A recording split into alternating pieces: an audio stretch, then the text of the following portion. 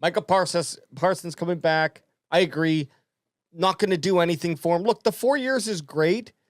We really got to look back on this, and this is like a now vibe. But in like 4 or 5 years, are we going to remember Micah Parsons for anything more than just being like a really great skill player on the Dallas Cowboys? And, you know, obviously the one that got away potentially. But or are we going to remember him for like what he did for the Dallas Cowboys in terms of winning championships, which is obviously why we remember a lot of guys. Couldn't even win a playoff. You can't put that on his shoulders, but did he do anything leadership-wise or anything like, I don't know. It's hard to do that in 4 years, and we'll see if Micah Parsons goes around, ends up having the Hall of Fame career we all expect.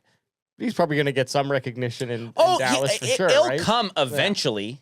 Yeah. Not week 4 when your team's 1-2.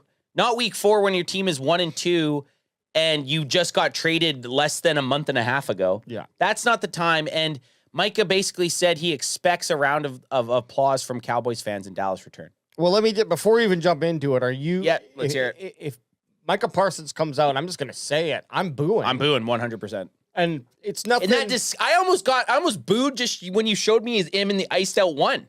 I almost boo. Yeah. If I'm there live after a couple of crackums mid-game or like midday, it's a night game. Everyone's going to be pretty sauced up. There is zero chance he comes out to cheers. If I put this in wrestling terminology, he turned heel.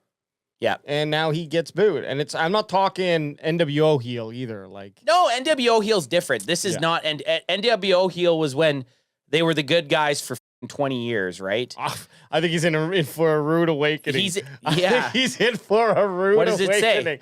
I think Dallas loves me, Parsons said. Is this like a fake article? No, this is recent. There's video of him saying this. I think this happened. I think they're going to give me a good round of applause. There's no hard feelings there, at least from me. Well, no shit. Look, you're absolutely right. There's no hard feelings. I'm not wasting an ounce of applause on you, Micah, because we got to be pulling our hair out probably throughout this game. I'm just hoping you don't sack Dak 16 times. That's what I'm worried about. Well, if he's... or at least get 10 pressures. Here's the thing. There's going to be such a range. There's going to be the Micah Parsons faithful who are like, no, he's our boy for life. Then there's going to be the guys who cheer when Micah gets the sack against Dak Prescott, if he does.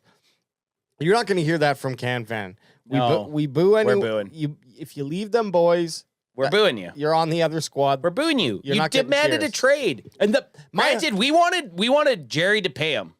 Like, let's put this. We all expected it to happen. I was like, oh, this is all just grandstanding. He's going to be a Dallas Cowboy. That's how I felt. The thing that really twists my nipples or like chafes my undercarriage is the fact that he said he didn't care about, he was on record saying this, he did not care about being the highest paid defensive player in the NFL. He just wanted to stay in Dallas. He said that. Yeah. But then to leave Dallas to become the highest paid defensive player in the NFL, it's like, yo, dude, I'm fine with you wanting to get paid if you would have just come out and said, hey, I want to be the highest paid defensive player and stay in Dallas. But let's get chat here. Fun fact by Bot G. Fun fact. Micah spelled backwards spells bitch. And then Brent Packer. That's just facts, baby. And then Brent Packer guy getting all soft over his guy, Micah. Oh, my God. He didn't turn heel. Jerry could have had this done over a year and a half ago. Sheesh. Which I don't disagree with. Now. I do agree with that. But Brent Packer guy, a year ago, you would have been calling Micah overrated. So let's calm your tits over there also. I did hear a great take that I'm buying into now. Okay, let's hear it. From a team management perspective, who do you always hear saying you need to sign players early? It's the ex-players are always saying it. Well, and you should, though. I mean, we preached that. I said after Micah had over 12 sacks in his third year, the Cowboys should have signed him.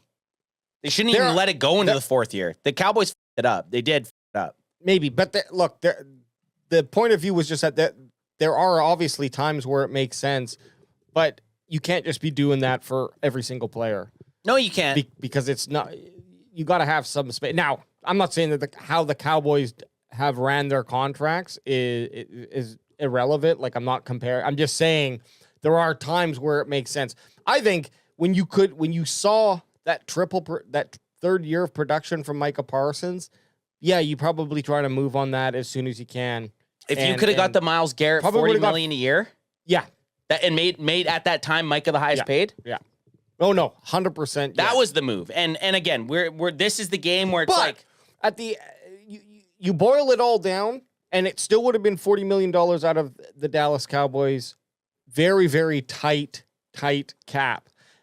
Again, you put the blame on the decision makers for putting the Cowboys in that position, right? Yeah. The Dak Prescott contract is probably, I always try to argue that it's going to pay out.